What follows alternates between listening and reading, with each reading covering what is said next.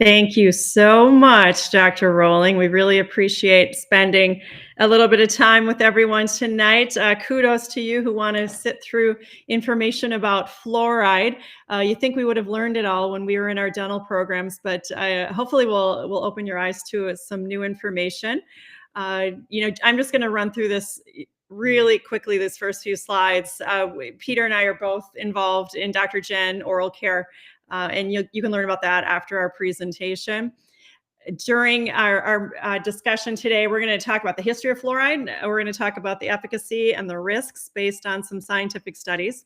We're going to present a few viewpoints on the controversy behind fluoride, and then talk about the variety of fluorides and a few alternatives.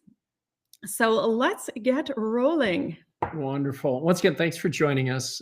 As Dr. Jen said, we're hoping that this information, some of it you probably already know, but hopefully some of it is new to you to help you wrap your arms around some of the controversy around fluoride. And Jennifer's a big Peanuts fan, so she put this comic strip up, and it says, we got Linus there, "Trust the science" is the most anti-science statement ever. Questioning the science is how we do science. And so that's really what we're going to do tonight. We're going to question the science. Unfortunately, or fortunately, however you look at it, we have a number of our family members that are ditching fluoride. They're not consulting the dental professionals, and that's you guys.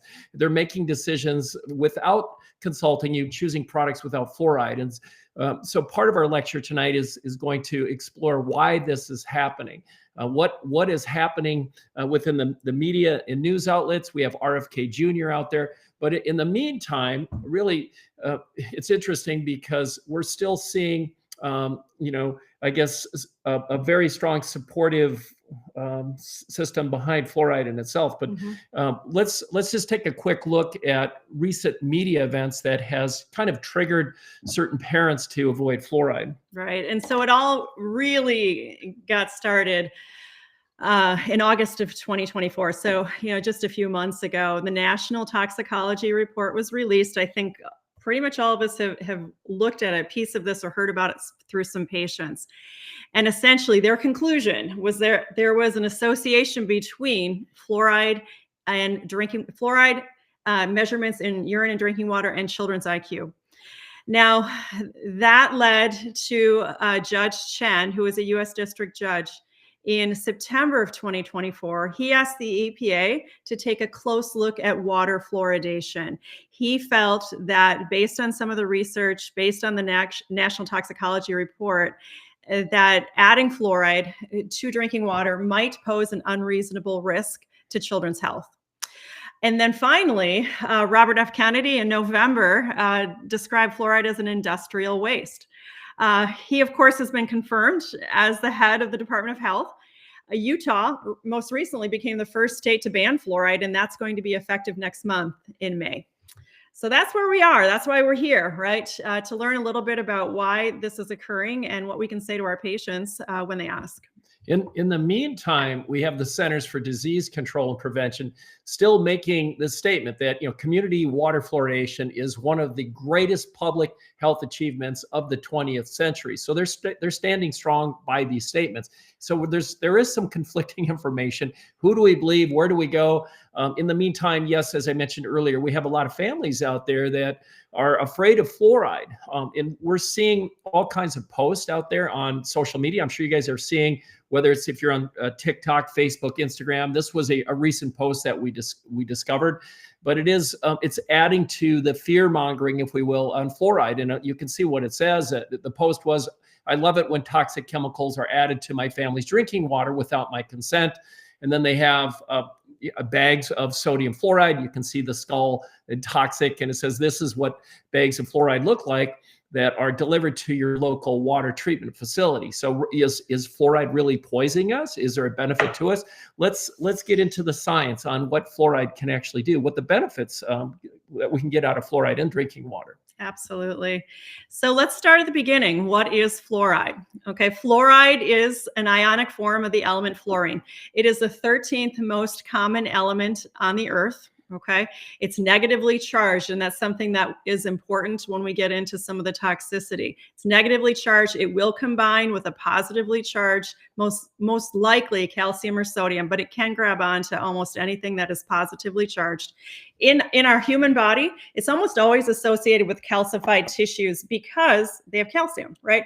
And so that's where the fluoride typically lands. Now, the one thing to know about fluoride that I think is interesting, it was really introduced into the United States in the 40s, 1945, but it's still categorized as a new drug by the FDA. And the reason it still holds that category, so a new drug, it was almost 75 years ago, but there has been no randomized control trials of fluoride. And that means the FDA still considers it a new drug. Now, currently 20% of our pharmaceuticals and 50% of our agrochemicals are actually fluorinated. And as of 2021, in 2021, I should say, the FDA approved 50 drugs in 2021. 10 of those were fluorinated. The reason that they add fluorine or fluoride to these medical compounds is that fluoride is highly reactive. It increases the potency and the bioavailability of these medicines. And in agrochemicals, it's a hard word, agrochemicals, fluorine increases the stability and the efficacy of the chemical itself. Now, the controversy behind fluoridated water supply has been around nearly as long as we have been fluoridating our water supply. Really, it began in the 60s. Fluoridated water began to become mistrusted, largely because, one, there is some toxicity to fluoride. Two, it's transient. So when you stop your exposure to fluoride, it's not working anymore. You need to continuously, throw fluoride at your teeth to maintain its productivity. And then three, topical fluoride has been shown to be, as good, if not better, than ingesting it through our drinking water. Now let's go into a little history here. Yeah, when did this all start? Who came up with the idea of putting fluoride in water? Well, it was nature. There's a dentist, a lot of you probably know the history behind it, Dr. Frederick McKay. He studied in graduate of Pennsylvania. He transferred out to Colorado Springs, and it was one of his first assignments as a dentist. Upon doing exams with a lot of the citizens there, he discovered brown stained teeth. They didn't know what was causing this. Initially, they thought it was diet. They thought it was maybe cow's milk. They thought it could have been pork. They thought it could have been even, what was it? Radium exposure. It took them quite a while to actually figure out that it was the high natural fluoride concentrations in the water sources out there. In addition to discovering brown stained teeth, he also discovered that there was very little decay with these patients with the brown staining. So that's really what sparked the whole concept of adding fluoride to drinking water. And it wasn't until the 1930s that Dr. Trenley Dean picked up on Dr. McKay's research to start testing the theory of adding water to the water source to help reduce caries. And so Dr. Trenley Dean's mission is to figure out at what concentration could fluoride be added to the water without causing staining of the teeth, but also having these anti-caries benefits. Right. And around this time, this is when, we were entering World War II. And of course, all these young men were signing up to be soldiers, for the United States. And when President Truman found out that 20% of these soldiers could not pass the physical for being ready for combat, 20% could not pass because of their teeth. He actually signed something called the National Dental Research Act. And this basically was a push toward dental researchers to say, hey, we need to figure out why American men are getting decay, and then we need to figure out how to stop it, because I need these men to fight for the United States. He was also concerned that there might not be enough dentists when the war was over, for obvious reasons. And so he just wanted to make sure that American teeth were as healthy as they could be. So it really all started with President Truman. And then, as you can imagine, 1945, January 25th, Grand Rapids, Michigan became the first city to fluoridate their drinking water at a level of 1 milligram per liter. And this was a planned 15-year trial. And what they did is they paired Grand Rapids, Michigan with another city in Michigan that did not add fluoride to their water. Honestly, every bit of water in the world has a little bit of fluoride in it just because it's an element, but they didn't add it in this other city. The name of the city, Muskegon. Am I saying that right? I'm sorry, anybody from Muskegon. If we're not saying it correctly, let us know. Muskegon. But anyway, so Muskegon was the control city. At the 5-year mark, so Grand Rapids was fluoridated, Muskegon was not. At the 5-year mark, controlled fluoridation displayed the same effects as natural fluoridation, which is what they were wondering, with a marked reduction in decay being reported. Now, what's interesting is at the 6-year mark, Muskegon was like, hey, this isn't cool. We want fluoride too. And so Muskegon pulled out as the control. They said, fluoridate us, please, also, which kind of threw the whole 15-year study apart. There were a few other cities involved, but I don't think it actually went the full 15 years just because they realized it's working and other cities wanted it at that time. Now, this is like a totally an aside, but I was really wondering if we're talking about how much fluoride are we putting in the water, right? We know it's at the time in 1945, it was 1 milligram per liter. Now it's 0.7 milligrams per liter. But what is that? So if you look at this 55-gallon barrel of water, right, that this guy is standing in front of, how much fluoride are we actually adding to that big barrel of water to create a concentration of 0.7 milligrams per liter? Do you know? Well, I'm going to guess. Let's just say a quarter cup. A quarter cup. No, it's actually, honestly, it's only 3 drops. And if it's like tiny. So there's a couple different ways to look at that, right? One way is you say, well, that we're not actually adding that much fluoride to the water. But the other way to look at it is to say, you know what? Fluoride is strong, right? It's intense. A little bit goes a long way. And so I think that's going to lead us into some interesting studies later. Yeah, basically that's how potent fluoride can be. You need very small concentrations to get 0.7 milligrams a liter. Yeah. Okay, so here we are, 1956. Crest introduces the first fluoridated toothpaste. And what they put in at that time, it was called fluorostan, which is stannous fluoride. And they put that in until about the 80s. In the 80s, they put sodium monofluorophosphate, and then now they use sodium fluoride. Now, they did this as part of that Dental Research Act that Truman had pushed, because obviously, if we put fluoride in the water, hey, and it's working, let's put fluoride in our toothpaste as well and see how that rolls. Now, here we go. About that time was when some communities were pushing back on water fluoridation. And Europe is a big one. So Europe fluoridated their community water about the same time that we did in the United States in the 40s, the mid 40s. However, by the mid 50s and early 60s, most of the communities in Europe had actually pulled out. They wanted their citizens to make their choice. Fluoride is considered a medicine, essentially. And they wanted to give them freedom of choice as far as whether or not they wanted to introduce that to their bodies. So what they came up with instead is a couple different ways to protect the teeth of their citizens. One is salt fluoridation. And salt fluoridation is still used today, I believe by about 3 million people annually. Fluoride is added to table salt. It provides a very controlled intake of it. It's used in Switzerland, Germany, and quite a bit in Latin America. This is the least expensive way to fluoridate a community. However, as you know, if you encourage salt, it can lead to hypertension, and it's not as effective as water fluoridation. Now, another fluoridation that is used is milk fluoridation. This is about 1.5 million people annually. This is used in Russia, China, Thailand, and Bulgaria. And this is ideally exposed to children by the age of 4. And optimal exposure is about 200 days per year of drinking this milk. The risk of adverse effects with drinking this milk is actually really low because the absorption is a little more difficult. And you can imagine why. We know fluoride is negatively charged. Calcium in the milk is positively charged. So those two will bind together inside of the milk. It's a little harder to absorb the fluoride in this way. Now, there are a few sources of fluoride, both natural and synthetic. Obviously, natural is just, it's an element, right? It's in our soil, water, and our plants. Now, the synthetic is what we put in fluoridated water, in our toothpaste, and other dental products as well.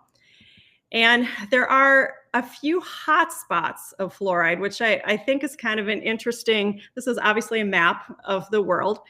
And if you look at the people that are exposed to really what are considered high levels of fluoride, you can see Asia has, over 50%, Africa almost 50%.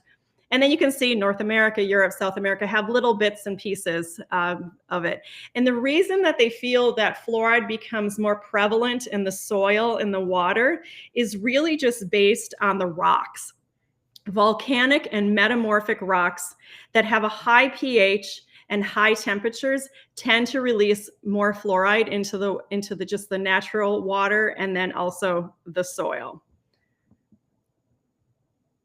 There are a few different common types of fluorides. Honestly, there's much more than this, but these are the most common, right? Sodium fluoride is the one we're most familiar with, really effective in preventing decay. It's stable, it's easy to formulate. However, it can cause dental fluorosis if it's overused. Stannous fluoride provides great anti-cavity, anti-gingivitis, and anti-sensitivity, but this one can cause tooth staining, metallic taste. It's not as stable. Sodium monofluorophosphate, it's really stable and effective, but it requires an enzymatic activation to release that fluoride ion. Amine fluoride is more common in Europe. It has an excellent adhesion to tooth surfaces for long-lasting fluoride release, which makes it really effective against decay. However, it's more expensive. It's a little harder to get. And then calcium fluoride is the more natural one. It's a slow release fluoride. There's really little risk of acute fluoride toxicity, but again, it's not as soluble because of that calcium. Now we are going to run into how fluoride actually works. I think we'll start with the Stefan Yeah. curve. So why do our patients even need fluoride? So let's just back up a little bit. Well, it's mainly due to bacteria. We know this, Streptococcus mutans and other bacteria. Within 5 minutes of consuming sugars and starches, what's happening is this bacteria replicates at a very rapid rate, creating acid. As strong as our enamel is, it is not resilient to acid. We have the Stefan curve up. I'm sure all of you have seen this 100 times before, but this is really a great snapshot of how much damage bacteria typically does throughout the day with the Western American diet. And we can see this, whether it's breakfast, lunch, dinner, if our patients are sipping on coffee, what's happening throughout the day is they're exposing their enamel to low pH. Those red lines, or when we get into those dip below the red line, that's a pH of 5.5.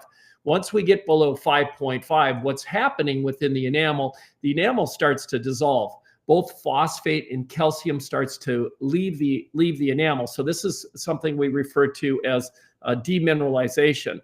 You guys know this, it's taught in dental school programs. What's interesting is the human body is resilient, and that is also true with our enamel. Our enamel does have the ability to help rebound from these acidic challenges. It's called natural remineralization. The main driver behind natural remineralization is our saliva. If we think of saliva is essentially the fountain of youth for our enamel. It contains many properties. First off, it contains bicarbonate, which is going to help raise the pH levels to get us out of those acidic environments. Once we're outside of the acidic environment, then we have phosphate and calcium ions along with oxygen and hydrogen, which can help promote natural remineralization. How does natural remineralization occur? It's a very complex process. I'm going to try to simplify it a little bit, but we have this area called the salivary pellicle. It forms fairly quickly after brushing. It's generally between 40 and 100 nanometers in thickness. It separates our enamel and the biofilm. But what's happening within the salivary pellicle throughout the day, when we're above the critical pH of 5.5, this salivary pellicle is fed ions of phosphate, ions of calcium, oxygen, and hydrogen, which are accepted. And then we get formations, crystal structures of phosphate and calcium form within the salivary pellicle.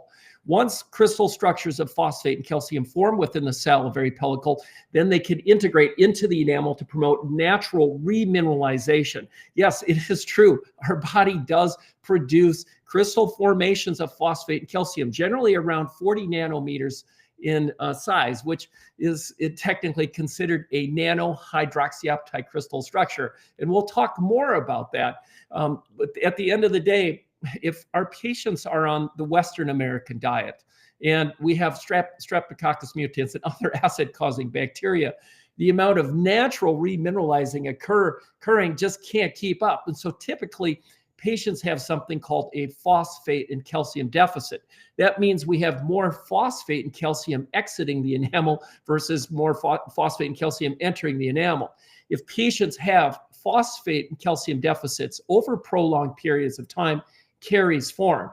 And so this is the reason why the American Dental Association recommends fluoride in toothpaste, at least, to help offset phosphate and calcium deficits. So how is fluoride offsetting phosphate and calcium deficits?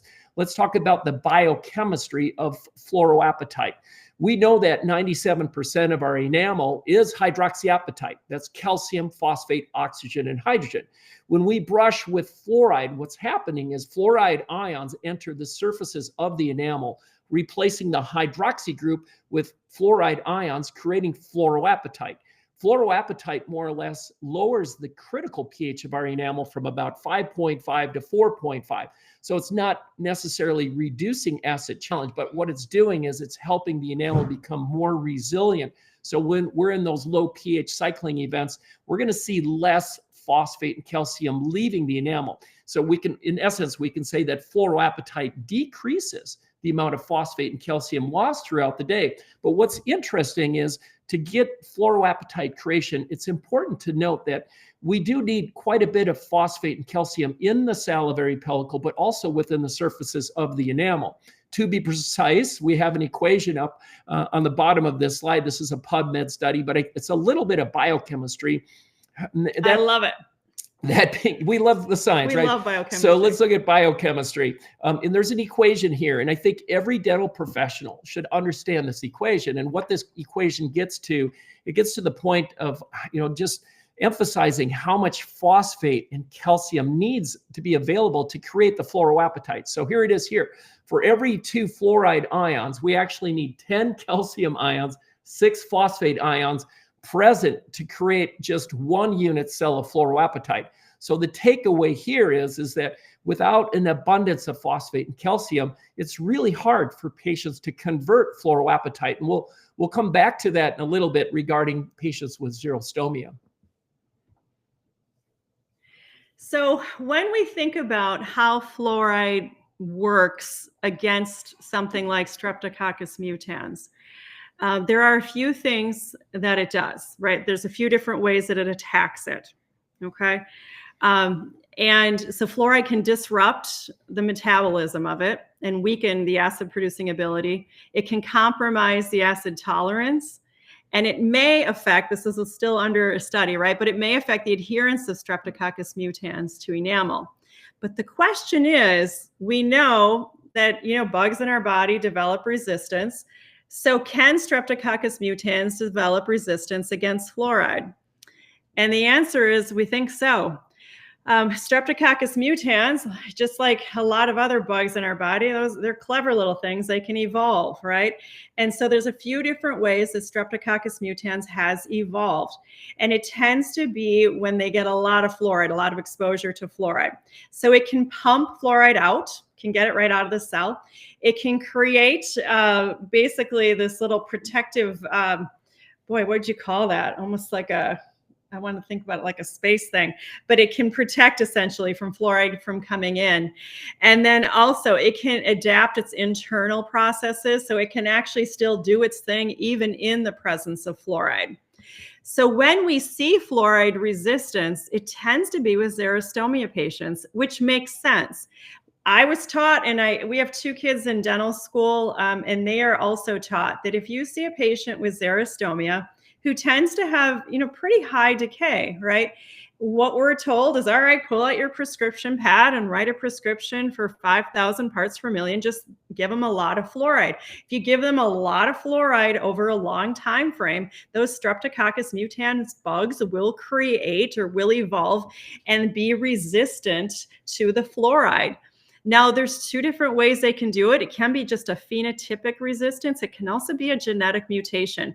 And as you can imagine, the genetic mutation is a lot stronger and a lot more difficult to overcome. Once the Streptococcus bug becomes resistant to fluoride, it can withstand levels of up to 3 times higher than usual. So that's a lot. Now, the role of saliva, as Peter mentioned before, is really to carry the calcium and the phosphate to allow the fluoride to create that fluoroapatite. If we don't have saliva, similar to xerostomia, fluoroapatite formation is going to be limited, which makes you question, why are we giving them 5,000 parts per million fluoride? In addition to fluoride's requirement of an abundance of phosphate and calcium to convert the fluoroapatite, it's important to note that fluoride alone does not remineralize the enamel. We used to think that, and a lot of times there's promotion saying, well, fluoride is remineralizing the enamel. It's not the fluoride that's remineralizing the enamel. As we stated, fluoride creates the fluoroapatite, hardening the enamel, making it more resilient to acid challenge. In fact, it's actually the phosphate and calcium from our saliva that's providing the remineralization, as we mentioned earlier. Well, here's a PubMed study published May of 2018 emphasizing this, and I'll read the highlights. It says, fluorides require calcium and phosphate ions from saliva to improve the natural remineralizing process. Within this study, it goes on to say, for xerostomia patients, oral care products with the addition of, doesn't say more fluoride, it says the addition of calcium and phosphate are recommended in order to compensate calcium and phosphate deficiency.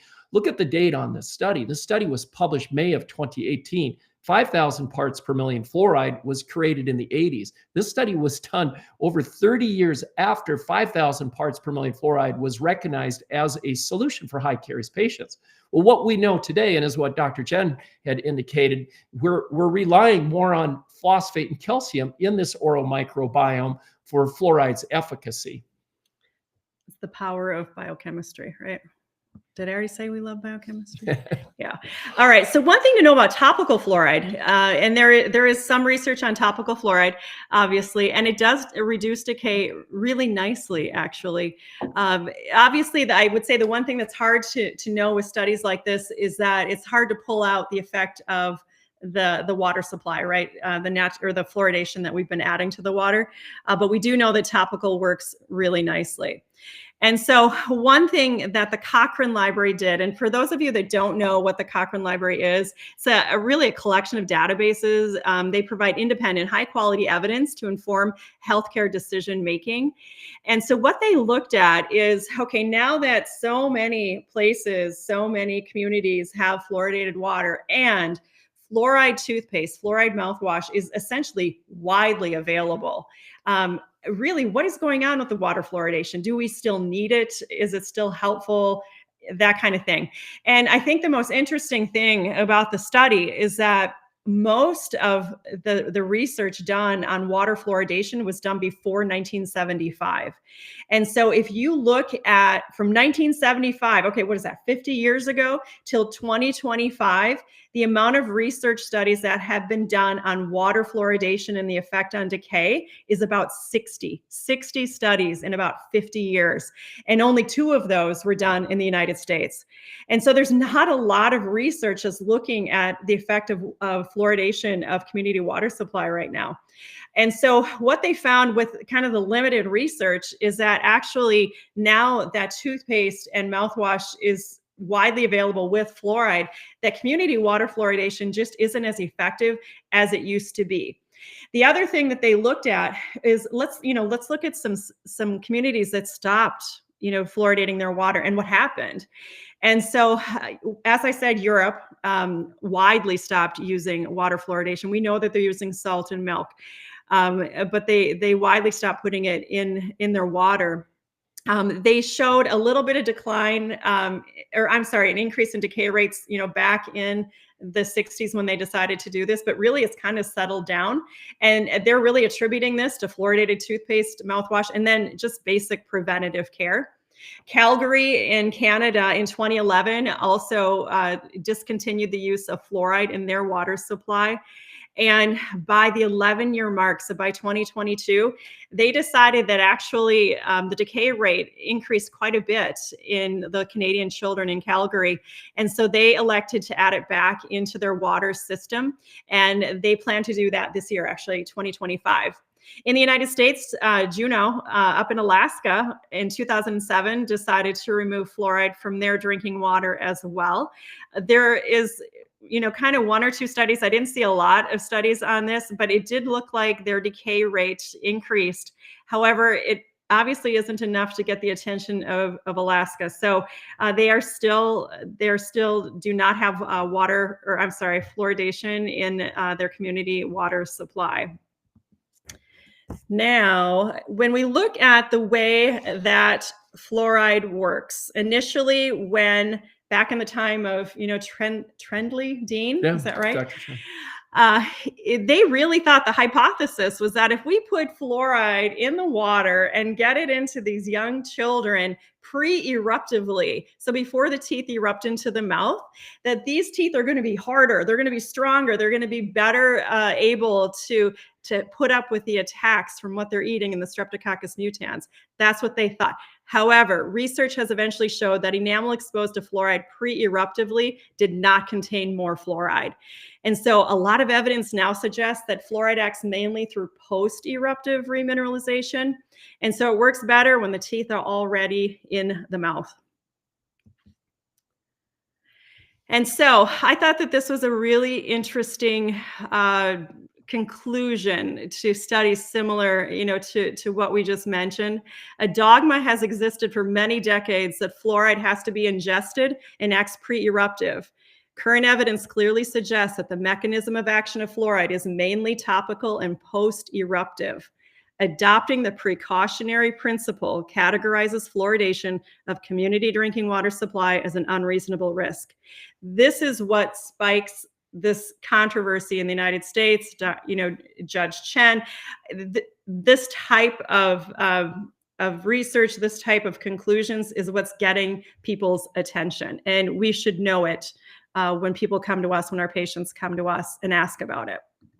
We're going to talk about the taboo subject around fluoride. And it is somewhat taboo within the dental industry. As we said earlier, fluoride is a medicine, and all medicine do have side effects. What's interesting is we lecture quite a bit on nanohydroxyapatite in particular, but I had a dentist ask me recently, he said, Peter, are there any studies showing that fluoride has toxicity? Well, I'm not trying to make fun of this point, but the reality is there's over 4,000 studies on PubMed. PubMed, if you go and you type in fluoride toxicity over the last 30 years, there's literally over 4,000 studies. What we did, though, is we wanted to narrow the search to look at more relative terms. And so we looked at the last 5 years, typed in fluoride toxicity on PubMed. There's currently over 1,000 studies. So we can ignore these studies or we can look at what they have to say. And so really that's kind of our next step is to look at what the studies are saying regarding toxicity. When we look at these studies, and Dr. Jen's going to get into them a little bit more, they show that toxicity can be caused from dental fluorosis, GI issues, reproductive toxicity, neurotoxicity, kidney stones, and even skeletal or crippling fluorosis. So on that note, Dr. Jen, let's take a look at some of the studies. Let's talk about this just a little bit. A little bit of taboo. So yeah, and I mean, honestly, guys, we are not anti-fluoride. I want to tell you that, we have fluoride products in our oral care line. So, but this is really just an open forum just to talk, right? So there's 4 actions in fluoride toxicity. One, I think we all know, if hydrofluoric acid is created, it's going to burn tissue. Because fluoride has such an affinity for calcium, it can get in the way of nerve function. It can inhibit enzyme systems, which will cause cellular poisoning and the decrease of T lymphocytes in our blood. And because of the electrolyte imbalance, again, getting into the calcium, it can impede cardiac function. But when you really look at fluorosis, this is a super interesting study, and it created a pivot with the CDC. This was done in 2010. And what it looked at is the prevalence of fluorosis in adolescent Americans between 1999 and 2004. And they were really surprised to see that 41% of American adolescents during this time frame actually had some level of fluorosis. And the reasoning, really the conclusion, the thought was that, well, when they picked, 1 milligram per liter back in 1945, there wasn't fluoride in toothpaste and there wasn't fluoride in mouthwash, but now there is. And so American children were simply just getting a little over fluoridated. And so this created a pivot. The CDC made the first change in 50 years to the amount of fluoride that they put into the drinking water. And they reduced it down to 0.7 milligrams per liter. The other thing that they used to do is back in the day, right, back in the 45 and 50s, is that if you lived in a warm climate, let's say Florida, Texas, you were probably drinking a lot of water, so you were already at 0.7. But those in Michigan, Minnesota, Wisconsin, it was closer to 1 milligram per liter, because they just assumed that children that lived in colder climates drank less water. All right, so let's move to toxicity itself. And this is really kind of the hot button, right? 80% of fluoride toxicity is seen in children before the age of 6, often due to ingestion of fluoride toothpaste or mouthwash. Now, I think that there are some pretty interesting pieces of toxicity that have occurred in our past. The lethal dose of fluoride has been set at 15 milligrams per kilogram. However, death has occurred in infants with as little as 250 milligrams, but 250 milligrams is actually about 2 tubes of toothpaste, if you look at it from a toothpaste point of view. So that's a lot. There was a pancake breakfast in Pittsburgh in the 1940s where they accidentally used sodium fluoride in the pancake mix. 40 people became ill, 12 people died. There was another incident in a prison where sodium fluoride was mixed in with eggs rather than powdered milk. So the chefs just made a small mistake there, but 163 inmates were poisoned, 47 died. In 2022, the Poison Control Center reported that there were 9,000 exposures to fluoride due to toothpaste ingestion, 4,000 overexposures to fluoride due to mouthwash ingestion. However, there were no deaths from fluoride exposure. Now, here we go. This is just one study, and there are, as Peter said, over 1,000 that will talk about potential toxicity of fluoride. And really, I mean, when you look at the studies, and I didn't look at all 1,000 of them, I'll tell you that. And maybe somebody who's watching today, maybe lots of you have read all 1,000 of them. The science is going to be varied. Some are really good, some are pretty good, some are you kind of wonder about it. But what we have to recognize is that our patients, our moms and dads, are coming in and asking and assuming that every single study that they read is a really good study. And so I think it's helpful to know what's out there. What are they reading? Toxicity, fluoride is claimed to be a cumulative poison and biologically active even at low concentrations. There are several animal and human studies that show neurotoxic, nephrotoxic effects, impacts on our skeletal system, our reproductive system. I think damage to the kidney is the one that, from a medical standpoint, you do get a little concerned about, because a diseased kidney is not going to excrete the fluoride that we ingest any longer. And so obviously that's going to just, land with more fluoride, in the system, unable to excrete it essentially. Fluoride has been shown to be mutagenic, causing chromosomal damage and interfering with DNA repair. In 2006, Harvard did a 14-year research study that linked fluoridation and osteosarcoma in boys. However, I would say they also did a follow-up in 2011, and they kind of stepped back from that a little bit. So if that osteosarcoma one comes up, I would ask your parents or your patients to look into it just a little bit further. If fluoride is added to water that contains aluminum, and aluminum is an element, it is in our water, it's in our soil, right? Aluminum fluoride complexes will form.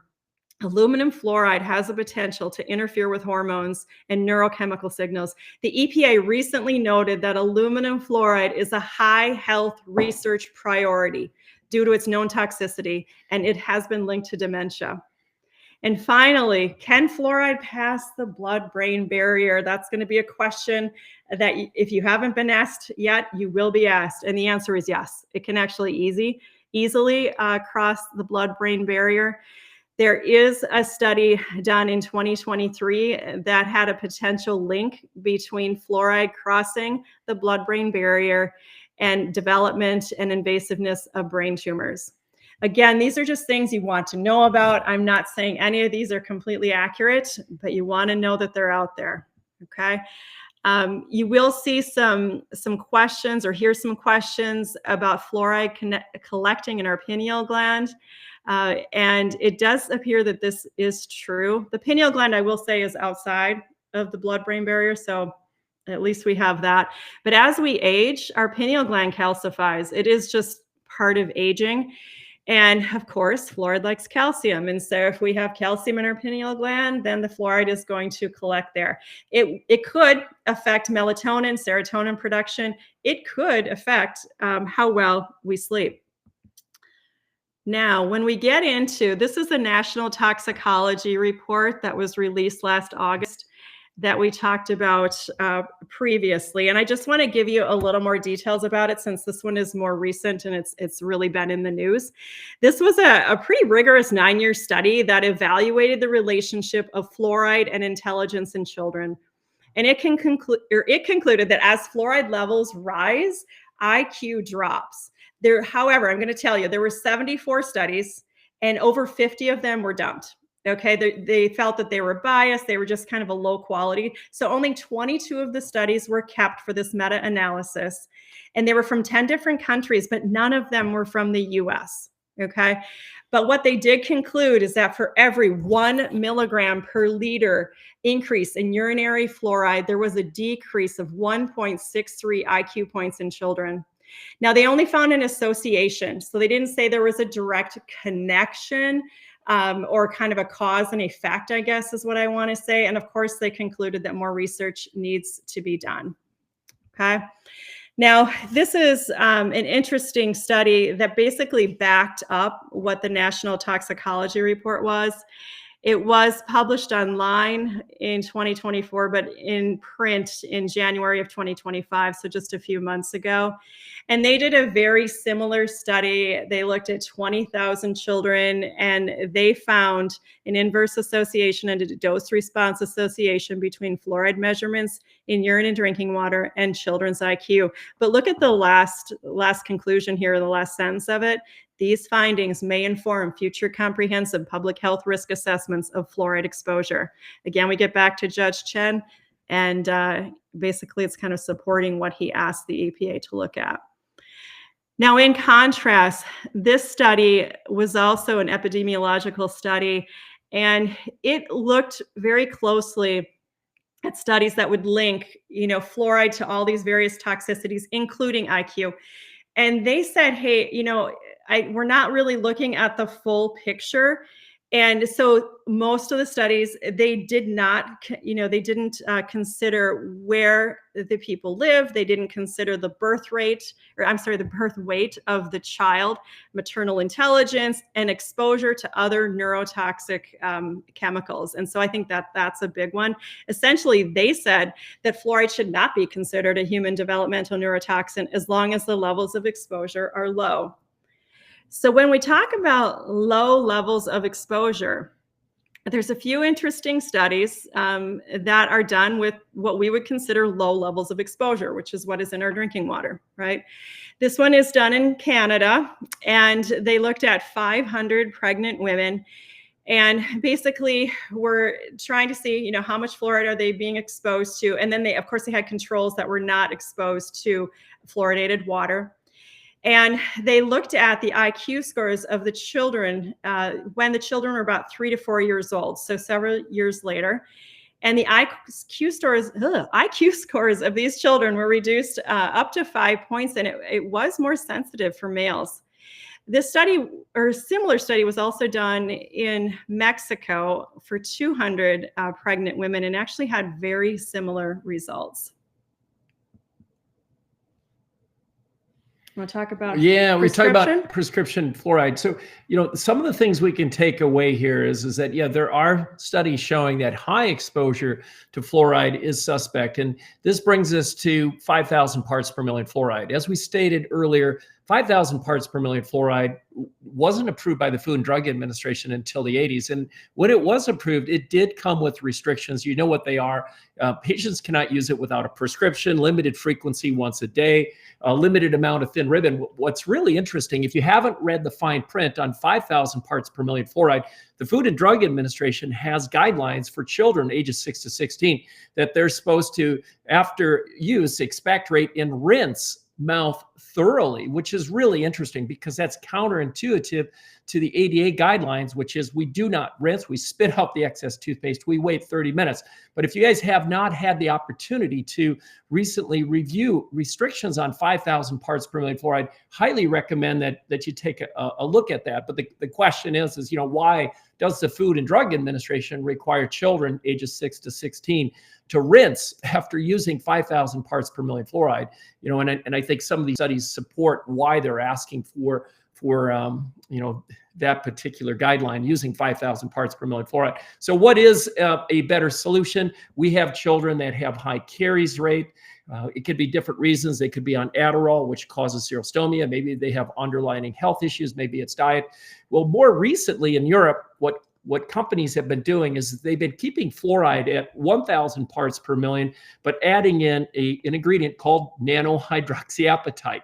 We'll talk about nanohydroxyapatite in more detail, but if you're not familiar with nanohydroxyapatite, as we mentioned, we produce it in the salivary pellicle, so it's something the body produces. It can also be made in a lab through a precipitation method. It can also be derived from natural materials, whether it's bovine teeth, seashells, and eggshells. But the crystals themselves, it's calcium, phosphate, oxygen, and hydrogen. It's considered biomimetic. It's considered biocompatible.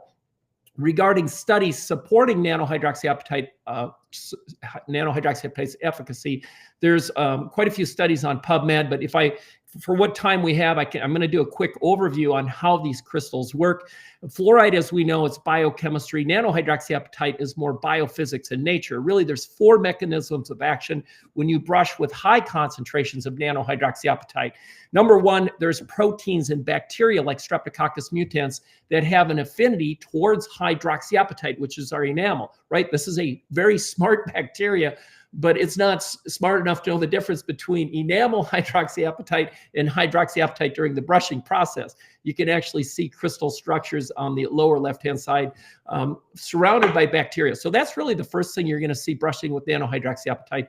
Reduction of karyogenic bacteria. Number 2, the crystals will fill in microfissures, surface pores, making the enamel smoother, so it's more difficult for plaque to attach while providing surface remineralization. Nanohydroxyapatite, if it's a high-quality nano-sized crystal, can penetrate surface pores, get to incipient decay, but also can occlude dentin tubules to help manage hypersensitivity. But in summary, nanohydroxyapatite works through more of a biophysics nature. It is proven to replace fluoride, or at least deliver the same efficacy as fluoride. However, there are requirements which we'll get into in a little bit. But regarding safety, it's interesting because the internet is full of some misinformation. There's brands out there selling cheap microhydroxyapatite crystals saying that nanohydroxyapatite is unhealthy. It causes cell toxicity. It crosses the blood-brain barrier. Well, that is not true. The European Commission released a safety study March of 2023 saying that nanohydroxyapatite is safe if it's a rod-shaped crystal, and that's what's made in a synthesized lab. More recently, though, we're seeing more applications of nanohydroxyapatite, both in medical and dental, and so we're seeing natural materials. There's a safety study on eggshell on the bottom of this slide. What's really interesting, though, getting back to high caries patients, what we've seen it done in Europe to replace 5,000 parts per million fluoride is to combine nanohydroxyapatite with over-the-counter levels of fluoride. Because they function differently, as we said, fluoride creating a chemical reaction, creating the fluoroapatite, and nanohydroxyapatite having biophysics natures to it, you do get synergy. And yes, there are studies showing that if we can combine nanohydroxyapatite with safer 1,000 parts per million fluoride, it can actually outperform 5,000 parts per million fluoride toothpaste.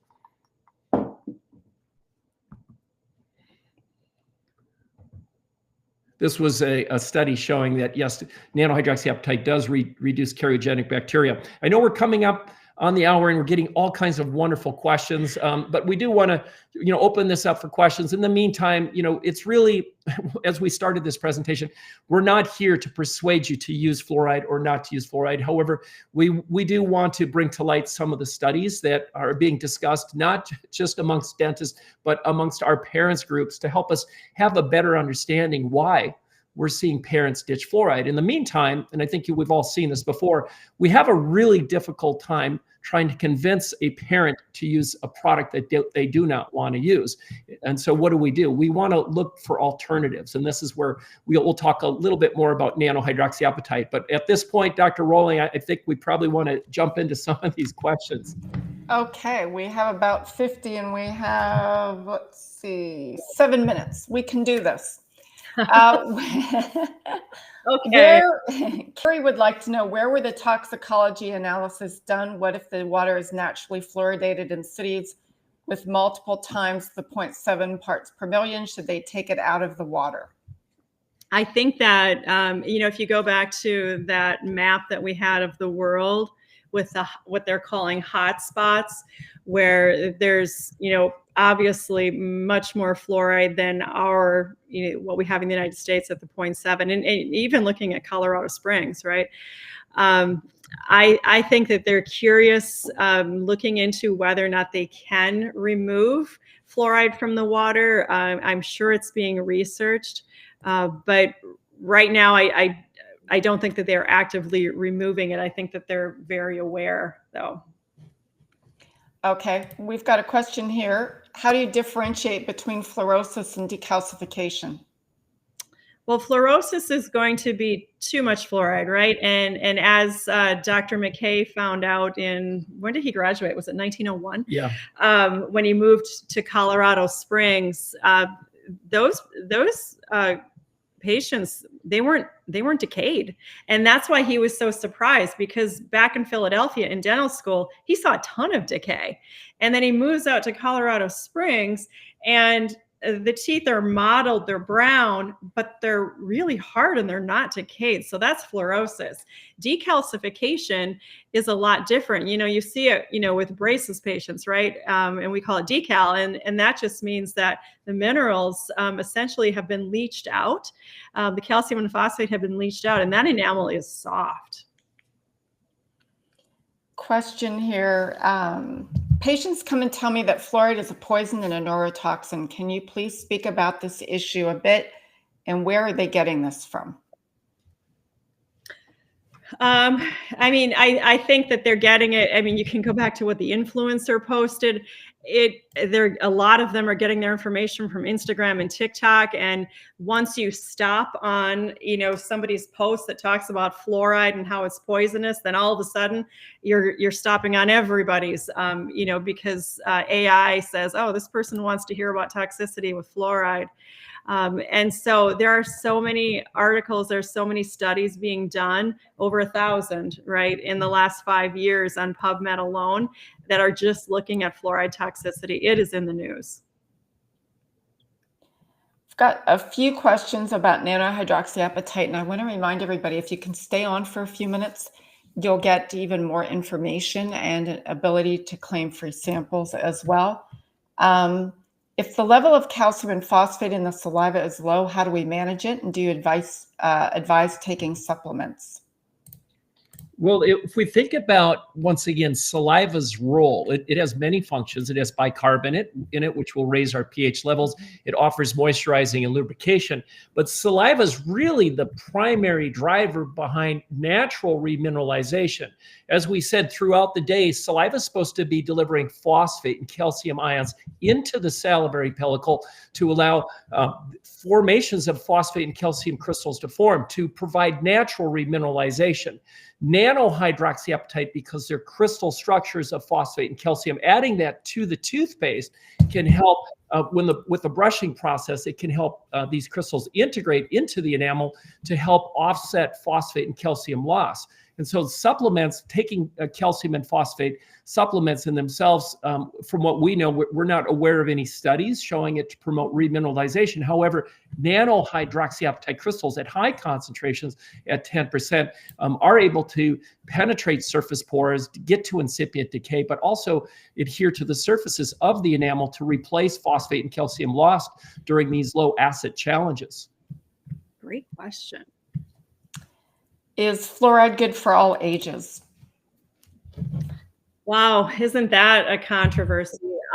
You know, I would say probably not. The challenge is, and if you read if you read the instructions on fluoride, the Food and Drug Administration in the ADA says rice size amount. Why is that? Because these young kiddos, you know, they're going to swallow most of the toothpaste. And if we think about toothpaste, especially for infants, it's going to taste good. It could be butterflies and rainbows and unicorns, and that's what manufacturers want to do. They want to make it a pleasant experience, and so most of these kiddos are swallowing their toothpaste.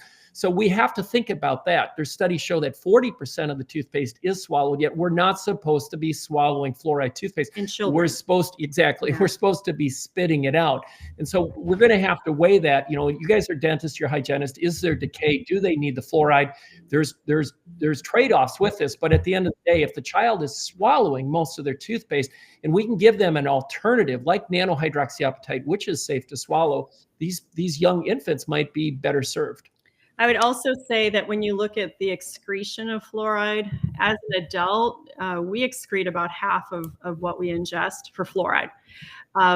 But children only excrete about 20% because they have so much calcium in their bodies. Their bones are growing, their teeth are growing in. And so fluoride is just like ping, ping, ping all over the place, able to bond with that calcium and just hang out in the body. Is fluoridated toothpaste mouthwash contraindicated in those with hypothyroidism, immunosuppressive disorders, autoimmune thyroiditis, or is their drinking water potentially more of the concern? Well, I mean, from the studies that I've read, I would say that the drinking water is probably okay because it's a pretty low dose. And as far as, you know, toothpaste mouthwash goes, I haven't seen research on that, but I think it'd be a really interesting thing to look into. A lot of those, like immunosuppressed and chemo patients, a lot of them have xerostomia. And so they're probably getting decay as well. And so then you go back to, well, you know, typically we would write a prescription, but maybe we should look at nanohydroxyapatite. I think that there's a lot of things to unpack in that question. Great question, actually. I have autoimmune thyroiditis, and I've done a lot of research on it. And I've used fluoride over the years, and I use Dr. Jen now. So who the heck knows? All I know is that I have extreme xerostomia and I need to remineralize. Let's see, we have to put the passcode up on the screen, and then we can invite folks to stay on. If you have questions that we didn't get addressed, you do have an email here. Send those questions in to Dr. Jen and Peter pertaining to the CE. Let me go ahead and put the passcode up.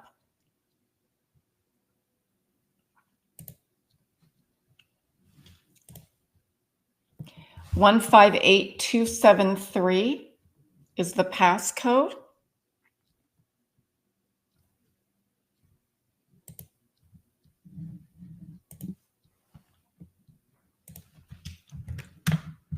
(158) There is the link for the quiz.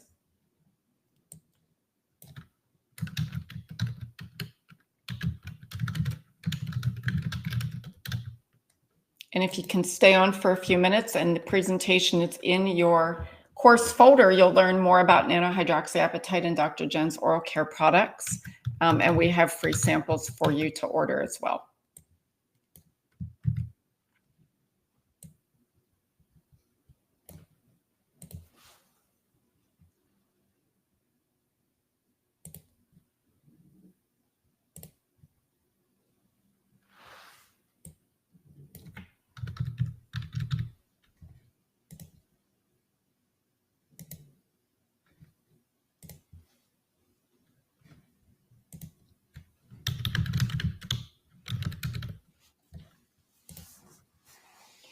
at the top of the screen, if you tap on that banner, you can also claim a free sample. And we're going to give this just another few seconds here. Please write this passcode down. We'll also put it in the chat area for you too, 158273.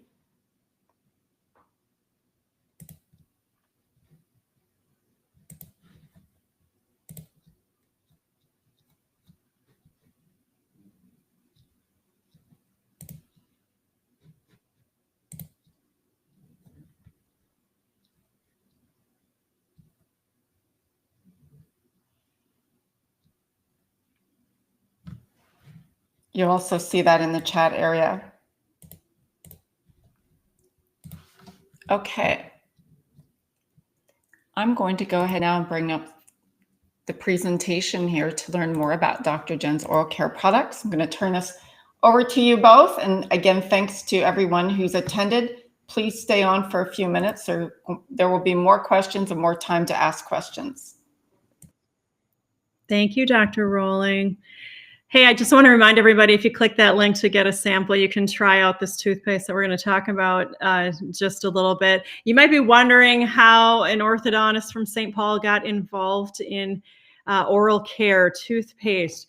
And I will tell you, it's not something that I planned on. This was me right after graduation. I'm carrying our oldest daughter, our oldest child. Her name is Claudia. And Claudia is actually the whole reason that we are here tonight. She grew up and eventually was in college, and she fractured a tooth. And because she was in a small college in northern Minnesota, it wasn't easy to get dental care or see a specialist for it. She ended up being on amoxicillin for 5 weeks. And during that time, she got very sick. She contracted C. diff. She ended up in the Mayo Clinic, still smiling, but she was in the Mayo Clinic for a bit. And while she was there, the physicians were pretty clear with her and with us that she needed to change the products that she used, because her biome, her gut just couldn't take it, take any of the harsher chemicals, couldn't take antimicrobials anymore. Fluoride was out. I really thought, honestly, I could find a clean ingredient toothpaste. There's so many of them out there. I thought I could find one that would follow the science behind, what we need to protect enamel, because I still wanted her enamel protected. And honestly, just couldn't find it. And so I turned to this guy here and eventually hired a chemist.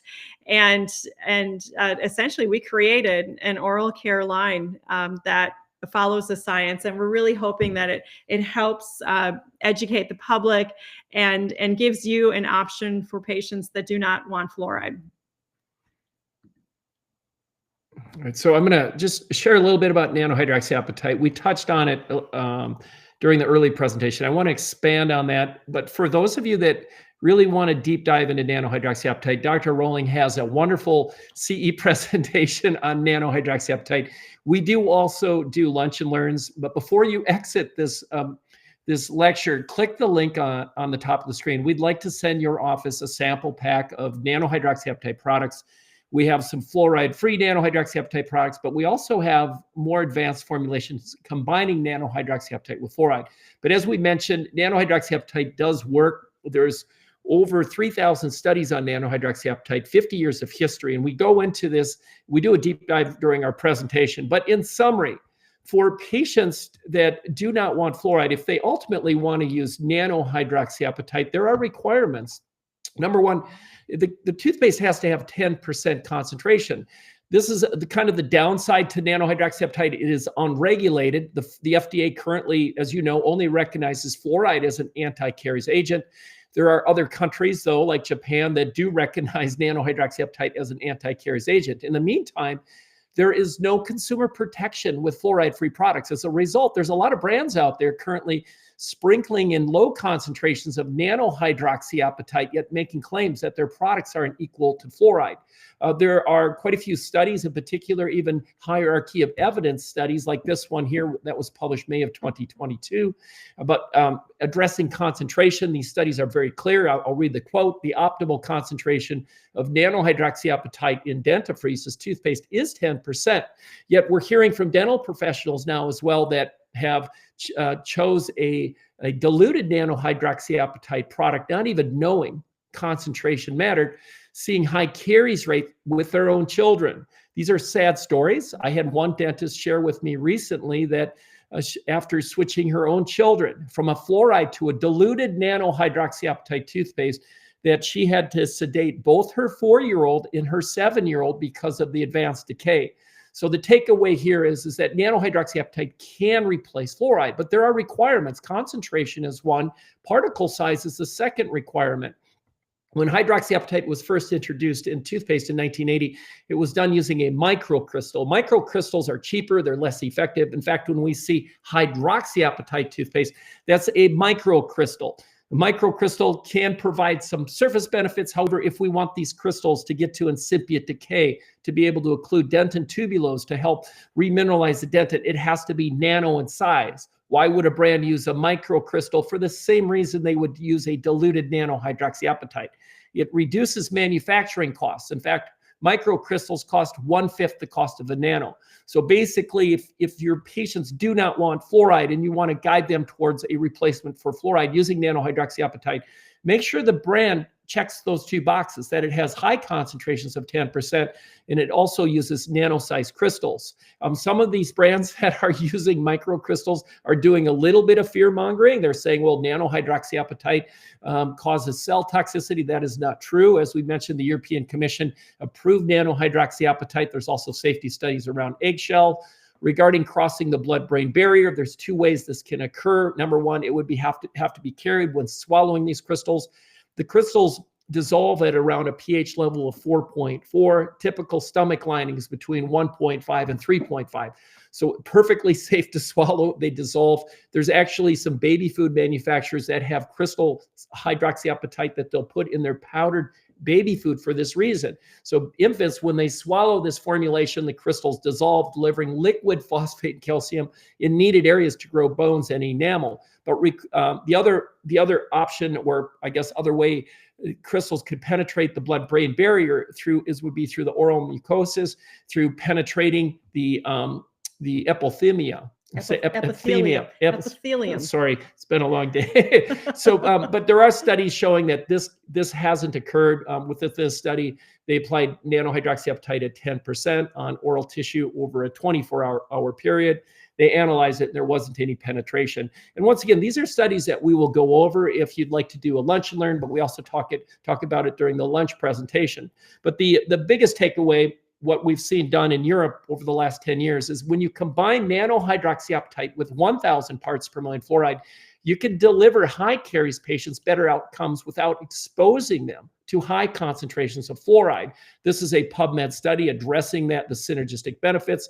With this research, Dr. Jen spent 3 years developing her super paste. Dr. Jen says, you're always bringing your toothpaste products up. Dr. Rolling says the same. But yes, we have a super paste combining 10% nanohydroxyapatite, 1,000 parts per million fluoride, and xylitol. The benefit to the 1,000 parts per million fluoride, no prescription required, safe enough to use twice a day. If it's a pediatric patient, no requirements for rinsing, which we don't want. We tested our super paste in December of 23 at Therametric Technologies, which is an ADA and an FDA approved facility. Our super paste outperformed 5,000 parts per million fluoride by 6 times. Think about that. That's just a wonderful combination. It is a 2020 solution. High fluoride, 5,000 parts is a 1980 solution. So if you guys are looking for advanced materials, advanced formulations to provide better outcomes for patients without exposing them to high fluoride, our super paste is a wonderful product. We now have thousands of practices all over the country that have ditched 5,000 parts per million fluoride, switched to our super paste, and they're sharing really amazing results. When Dr. Jen created her super paste, it was created as a preventative oral care product. Yet what we're hearing and seeing is that the product has actually been effective at remineralizing initial lesions. We're hearing this by mistake in some cases where patients were scheduled for restorative work. They went on this product, they came back, and the lesions were gone. And then we're hearing this by trial where doctors are seeing initial carious lesions and they're pausing on treatment. Patients are coming back. So on that note, I do want to share some bite wings with you. Take a close look at these bite wings. They were sent to us by an office that is using our products. And I'll kind of summarize the email that was sent. This particular patient was actually scheduled for restorative work on number 15 MO and number 18 MO. You can see why, even on number 18, she had radial decay. Well, she did not show up for her restorative appointment last February. However, she left that practice with Dr. Jen's super paste. She returned 6 months later for her cleaning appointment. The dentist decided to update the bite wings to see how far the decay had progressed. No one could believe it. I'm just going to read the latter part of the email that the hygienist wrote. She said that I was blown away at the new images. I wish I had a video of the doctor doing the exam, looking at number 18 on the radiograph, checking in the patient's mouth, going back to the radiograph again, and leaning back and pondering everything he knows about remineralization. So we're not the first company to combine nanohydroxyapatite with fluoride, but we're the first to approach it in this way, to put in high concentrations of nanohydroxyapatite with what's the FDA considers safe over-the-counter levels of fluoride. In addition to that, Dr. Jen just released the first dry mouth gel incorporating nanohydroxyapatite and fluoride. Most dry mouth gels are excellent at increasing moisturizing and lubrication through a xylitol glycerin water base, which we have in our dry mouth gel. But as we said earlier, saliva's role is more important than that. Saliva should be delivering a steady state of phosphate and calcium throughout the day into the salivary pellicle to promote natural remineralization. And so our dry mouth gel better replicates an artificial saliva. It also has vitamin K2 and D3 in it. But if combined with our super paste, this is the most advanced solution for high caries patients. In summary, if you guys are looking for products to recommend to your patients that do not want fluoride, recommend a product with 10% high quality nanohydroxyapatite. We have a mint, we have a strawberry. We sell this at wholesale to dental practices at $12 a tube. It resales for $20. It costs 20 cents a day to use this product. And once again, we'll be happy to send you guys samples. If you click the link on the top, if you haven't, oh, there it is. We'll send you samples of our fluoride-free products along with the game changer, and that's our super paste. Our super paste is disrupting the oral care industry. Every day, if not every week, we're getting testimonials and stories from dentists and hygienists where they've actually transformed patients' lives. If we think about this, a lot of these high caries patients are on prescription medications for a reason. For a good example of this is there's a number of offices that have shared, they have patients that have depression issues that are on depression medication. And we have to feel for some of these patients that are already struggling with their personal lives. And now they're coming into a dental office and they're having higher caries rates. You know, we have to feel for these patients. And so a better solution would be to, instead of giving them 5,000 parts per million fluoride, include a toothpaste that has an abundance of phosphate and calcium. And that's what nanohydroxyapatite has to offer. In summary, these are the products that we have. We have our fluoride-free nanohydroxyapatite, but we also have our super paste that combines nanohydroxyapatite with fluoride. As we mentioned, we would love to get free samples to your practice. Click the link. We also offer a free lunch and learn if you guys want to really get into the deep science behind nanohydroxyapatite. At this point, Dr. Jen, did you want to add anything else? No, we're just so appreciative that you spent some time with us tonight learning about fluoride and an alternative to fluoride. If you have any questions, our email is right in front of you. You're welcome to contact us. Excellent. We have some questions, as you can imagine. Of course, we're happy to answer if we can.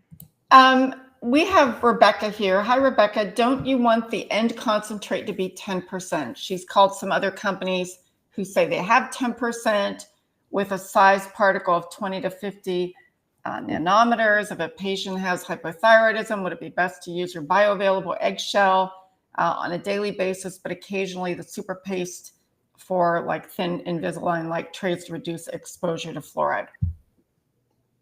So I'm not sure what I got out of the question on that. Think about the super paste. The super paste is really a replacement for 5,000 parts per million fluoride. So if this patient has underlying health issues, especially if they're currently on 5,000 parts per million, we would recommend that they use the super paste. However, if they have a fairly clean bill of health, they're on traditional over-the-counter levels of fluoride product is working well, but they do not want fluoride. This is where the 10% high-quality nanohydroxyapatite product would work well. Regarding natural hydroxyapatite, yeah, Dr. Jen just released the first and only naturally dried nanohydroxyapatite. This is a breakthrough product. Dr. Jen's pretty humble, but she has 4 patent pending formulations. She is one of the pioneers behind nanohydroxyapatite. Eggshell is superior to a synthesized hydroxyapatite because it naturally contains magnesium and zinc, which helps promotes the scaffolding for these crystals to integrate into the enamel. A lot of people ask about egg allergies. I personally have an egg allergy, but that's all I brush with is the nanohydroxyapatite. Eggshell, what triggers most egg allergies? It's the proteins in the whites of the eggs, but it's less than 2% of the population that has an egg allergy. I'm just so happy to be one. But yes, depending upon what your patients want, if they're more holistic, they want more natural, the eggshell is just a superior product. Another question, it brings up a brand, but I'm okay with that because there's a lot of misinformation out there. So I think it's good to clear the air. What is the particular shape of your toothpaste? I was told Carie-free nanohydroxyapatite is the only paste that has the correct shape and size.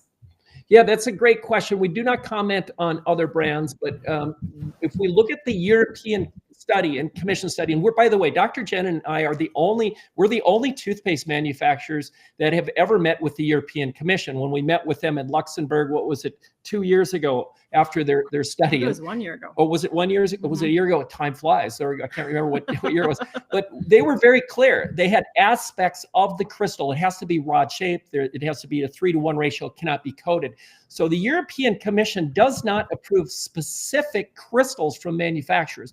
They just have guidelines to what the crystal can be. Now, regarding eggshell, more recently, there was a study published November of last year, a more recent study that showed that eggshell doesn't offer any cell toxicity. And I'm going to just pull that study up if I can find it real quick. So there's different safety studies out there. The European Commission, they only looked at synthetic crystals. Natural crystals derived from eggshell bovine teeth are more recent, they're more modern. As nanohydroxyapatite has gained in both medical and dental applications, we're seeing more pharmaceutical grade nanohydroxyapatite. But within this study that was published November of last year, I'll read it, the research found that eggshell derived nanohydroxyapatite exhibited no toxicity towards human osteoblasts and fibroblast cell lines. So if a brand is saying that they're using the only safe nanohydroxyapatite, I would question those claims and I would reference these safety studies. Question here, how do you feel about varnish? That's a great question. The Food and Drug Administration has not approved a nanohydroxyapatite fluoride-free varnish. We have developed a fluoride-free varnish. And let's back up a little bit. What is a varnish? What constitutes a varnish? It's a serum, if you will, that also it can encapsulate and seal the active ingredient, which means it has to have a resin or rosin. It's usually tree sap if it's natural, otherwise it's synthetic. Now, be cautious.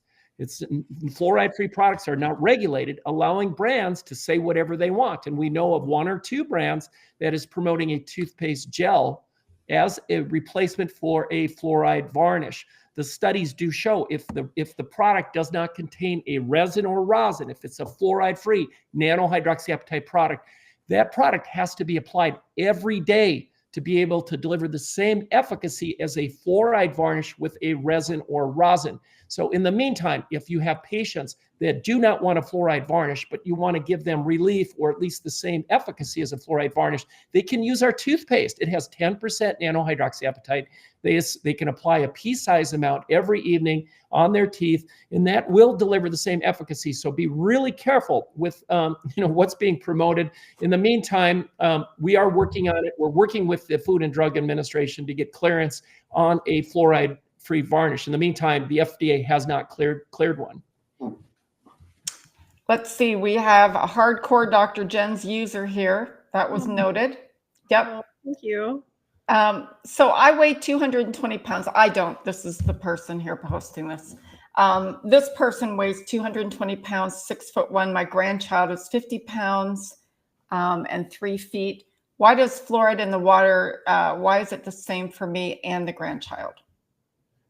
Well, I mean, I think that's a great question for the CDC and the EPA. And I think that's why, many of the countries in Europe, and that's why Juneau, Calgary, that's why they pulled it out, because they felt that the people should be able to make their own choice, including their own exposure to the fluoride ion. And does a 220-pound man drink as much water as a 3-year-old child? We don't know. Might be more. Yeah. And then we don't know what the temperature of the water is either. You don't? Or the altitude. All right. Mm-hmm. Is it okay to apply topical fluoride for pregnant women? Wow. Honestly, I think I would defer to the OBGYN on that. Let me go there for a little bit here, and just talk about fluoride levels. Over-the-counter fluoride is 0.24%. 5,000 parts per million fluoride, that's a percentage of 1.1%. Fluoride varnish, typically, there's some brands that are around 2%, but it's typically 5% fluoride. Okay, do the math. That's 20 times higher fluoride concentrations than over the counter. But I think we need to, kind of factor in the fluoride, and then also ask, is this particular patient, is she more prone to caries? So just weigh the benefits and I guess the risk associated with it. And that's really a call between the dentist and the OBGYN. Okay, let's see here. We're scrolling up. We have 46 questions here. You guys, for those of you that are still on, please click the link. We want to send you samples. No things attached. We'll get samples to your office. If you'd like to also do a lunch and learn, we'd love to buy you guys lunch and get you a CE, where we actually really go deep into the studies on nanohydroxyapatite in the 50 years of history behind it. What percentage of nanohydroxyapatite is in the moisturizing gel? Oh, that's a great question. We use a lower concentration. The study showing nanohydroxyapatite's efficacy regarding using it in a toothpaste, brushing twice a day for remineralizing is 10%. But when we think of creating an artificial saliva with our mouth gel, that's really what we're doing. We want concentrations of phosphate and calcium somewhat consistent with our saliva. So it's around 2% to replicate an artificial saliva as closely as we can with phosphate and calcium levels. Do you sell an eggshell nanohydroxyapatite with fluoride? No, we do not. And that's something, the eggshell is fairly new. Yeah. We're the first to launch it. We are testing. We're constantly testing materials, including eggshell. It's more expensive. I can't share with you all of the testing we're doing, but I can tell you that we will continue to evolve our formulations as we learn more and more materials are released. Exciting things are coming. Yes. Is Dr. Jen's toothpaste rod-shaped? The original formulation, all of our original formulations follow the European safety guidelines using a rod-shaped crystal. However, eggshell comes out amorphous, so it's more of a natural crystal. When you make nanohydroxyapatite in a lab through precipitation method, these pharmaceutical companies have the ability to control shape and size. The safety study done by the European Commission was only directed towards synthesized hydroxyapatite. The safety study on the bottom of the slide was directed towards amorphous crystal of an eggshell. So remember, there's different safety studies depending upon the material, but all of our original formulations using synthesized crystals, we use the rod-shaped crystal. Can my patients buy your product on Amazon? Amazon is a nightmare. Rich, we've had issues with nightmare. We're seeing our product. We took it off Amazon, and it's interesting because Amazon's got some products that look like Dr. Jan's. It's a counterfeit. And they're counterfeit products. So right now, we don't have anything on Amazon, but we're in the process of, it's just kind of we're just give up. We're saying, all right, we got to go and take over these listings. And so we will put our products on Amazon. In the meantime, if your patients want to buy our products, we'll send you referral paths where you can tear them off. They get 20% off if they go directly to our site, Dr. Jen Natural. We'll ship products directly to their home. If they get like a 3 or 4 pack, they get free shipping, and it will be more affordable. But yes, it will. We're going back to the Amazon just to block all of these knockoff brands. It's Amazon. I don't trust Amazon. That's all I can say. It's not a good place to be buying high quality products. Can I still claim the sample as a student hygienist? We can send you, just put in that, send us an email saying you're a student hygienist, and we'll send you a sample. We can send you a sample for yourself personally. Can you touch a little bit on silver diamine fluoride, please? Well, silver diamine fluoride, think about this, and this is just, I'm glad you brought this up because we get a lot of questions regarding the Food and Drug Administration recognizing nanohydroxyapatite as an anti-caries agent. In 1990, hydroxyapatite was approved in Japan as an anti-caries agent. Silver diamine fluoride was approved 40 years ago in Japan as a way to treat initial carious lesions. So what is silver diamine fluoride used? It's used to treat initial carious lesions, arrest them. That being said, patients do have to be retreated every 3 to 6 months. So it's something we generally don't brush with, but it's a great alternative for geriatric patients that are immobile or for children that maybe have high anxiety issues with primary teeth. But all in all, it's something that we typically don't brush with. The concentrations on it are very high. Really high. It's around 40% fluoride. It's a crazy amount, and it's not preventative, right? This is going to be more treatment for decay. It's more for either in office or, like we said, if you go to a nursing home where a parent or a patient cannot make it to your dental clinic, it's a great way to treat them bedside. Okay, let me scroll down here. Is nanohydroxyapatite a good substitute for stannous fluoride as well? We think it's a wonderful substitute for all fluoride toothpaste. Within some of these studies that we referenced, they used amine fluoride, sodium fluoride, stannous fluoride. So it really ranges depending upon the study. At the end of the day, if your patients are weaker with fluoride, fluoride's going to be more affordable, it's more accessible. But if we have patients that, at the end of the day, prefer a fluoride alternative, whether it's stannous fluoride, amine fluoride, sodium fluoride, nanohydroxyapatite is a great replacement, provided the brand is using optimal concentrations of 10% in high-quality nano-sized crystals. And even within the nano spectrum, you'll see performance differences. Nanocrystals range from 20 to 100 nanometers. The closer you get to 20, the more expensive the crystal, but also the more efficacy it has. Effective. Over the last 6 years testing nanohydroxyapatite in labs, what we've found is that the sweet spot somewhere between 20 to 50 nanometers. Those crystals will be more expensive, not to sound cliche, but you really do get what you pay for in a nanohydroxyapatite product. Okay, let's see, we're scrolling up. Any other questions here before we close out? Is hydroxyapatite in MI paste? No, that's a great question though. MI Paste uses CPP-ACP. It's a patented product that MI Paste came out with. It's a 30-year-old solution. It's a derivative of milk. So if patients have lactose or milk allergies, they cannot use it. But how a CPP-ACP works, it's a liquid phosphate and calcium. It works very similar to how our saliva works. So if we go back to the image where the salivary pellicle is, Dr. Jen, maybe you can help me find it. She's quicker than me. The way MI Paste works is it introduces phosphate and calcium ions into the salivary. Oh, we don't have it up on this slide. No, we don't have it on this. Okay, we shared it on the previous slide. But if we think about this, the enamel cannot accept liquid forms of phosphate and calcium. It can only accept crystal formations of phosphate and calcium.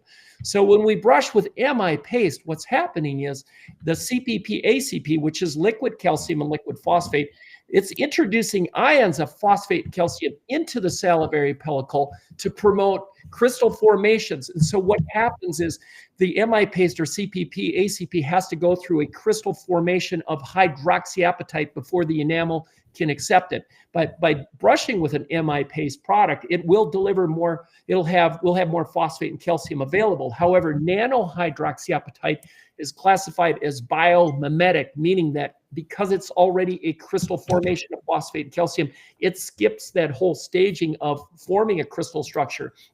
In fact, in the Journal of Pediatric Dentistry, winter of 2015, they did a study testing MI Paste against 10% nanohydroxyapatite. And what they found is that 10% nanohydroxyapatite is 50% more effective than CPP-ACP for this reason, because nanohydroxyapatite, as we said, is biomimetic.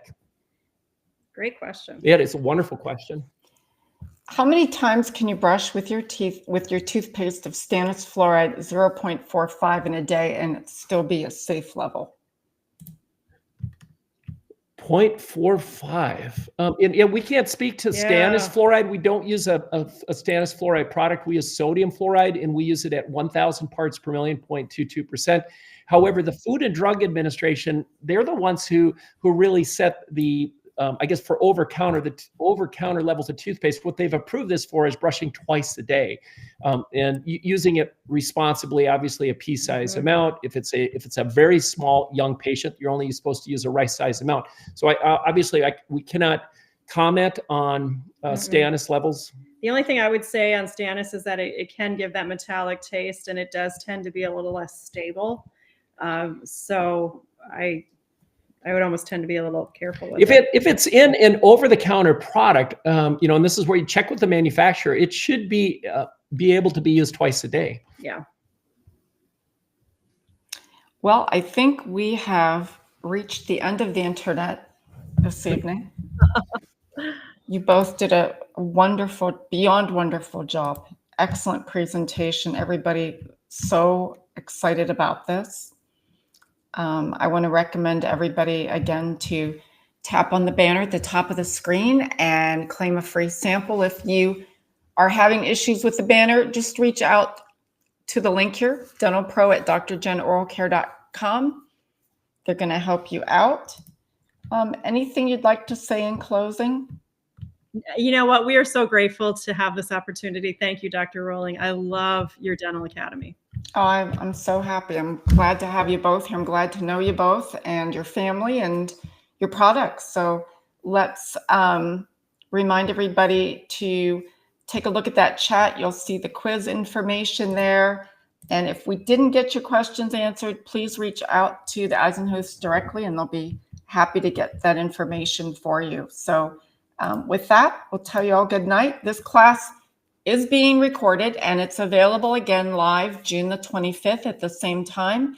You'll see that link in the on the website. It's the same link that you used this evening. All right, everyone, with that, we will tell you all good night. Thank you so much for spending the time with us. Bye now. Bye. Bye.